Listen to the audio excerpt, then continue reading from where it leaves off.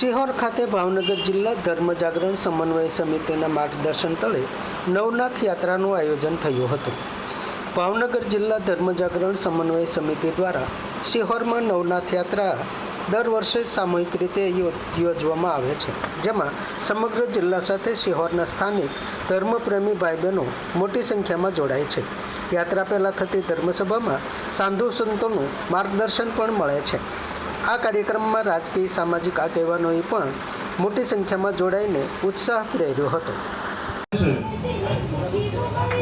અને જાગૃતબેન રાઠોડ આપણે નગરપાલિકાના પ્રમુખશ્રી પણ અહીંયા ઉપસ્થિત છે, એમણે પણ સંતોના આશીર્વાદ લેવા પધાર્યા છે। એવા રામજી દાદાને આપણે તાળીઓથી બિરદાવીએ। બોલીએ શ્રી નવનાથ મહાદેવ કી દેવાભાઈ અને તેમની ટીમ સમગ્ર જીવદિયાની આવી ગઈ હોય।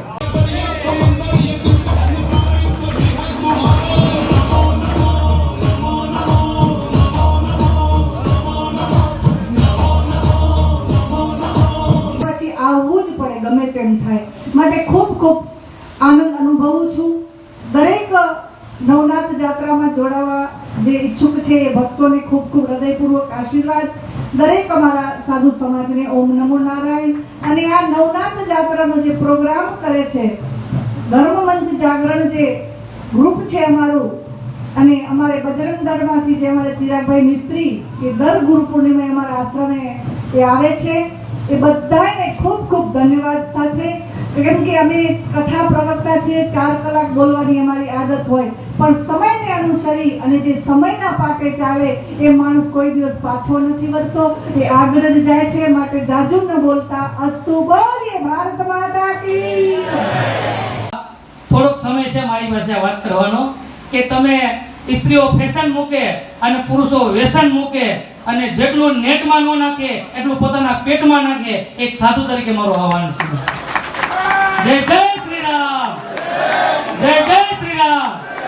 બોલો ભારત માતા કી, ભારત માતા કી, વંદે વંદે જય શ્રી રામ।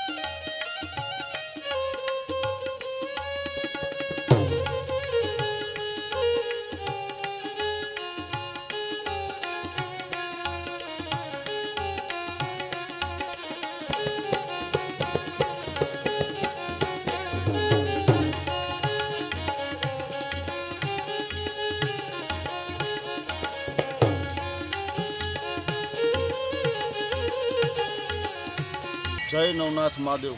આજે શીતળા સાતમ 15મી ઓગસ્ટના દિવસે સવારે મુક્તેશ્વર ખાતે ધર્મ જાગરણ સમન્વય તથા ધર્મરક્ષા સમિતિ દ્વારા નવનાથ યાત્રાનું આયોજન થયું, જેમાં સવારે 9 કલાકે ધર્મસભામાં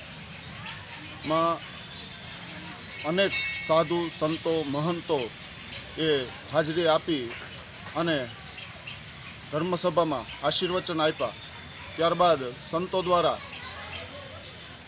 મહાઆરતીનું આયોજન થયું અને ભાવનગર જિલ્લાના અનેક અલગ અલગ નગરો અને ગ્રામ્યમાંથી પધારેલા યાત્રિકો બહોળી સંખ્યામાં શિવનાદ સાથે હર હર મહાદેવના નાદ સાથે આવી નવનાથ યાત્રાની શરૂઆત થઈ, જેમાં સૌથી પહેલાં ભીમનાથ મહાદેવ, પ્રગટેશ્વર મહાદેવ, પંચમુખા મહાદેવ થઈ રામનાથ, રાજનાથ, ત્યારબાદ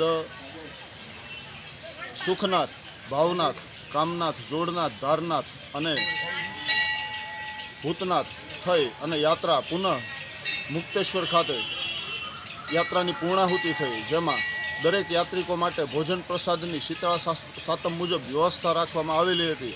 તો સૌ યાત્રિકોએ નવનાથ યાત્રાનો પદયાત્રા કરી અને ધન્યતા અનુભવી. સમાજ માટે, સત્ય માટે, સત્યપૂર્ણ સમાચાર પ્રસારણ આપના મોબાઈલ પર તરત જ લાઈક કરો, શેર કરો અને સબસ્ક્રાઇબ પણ કરો.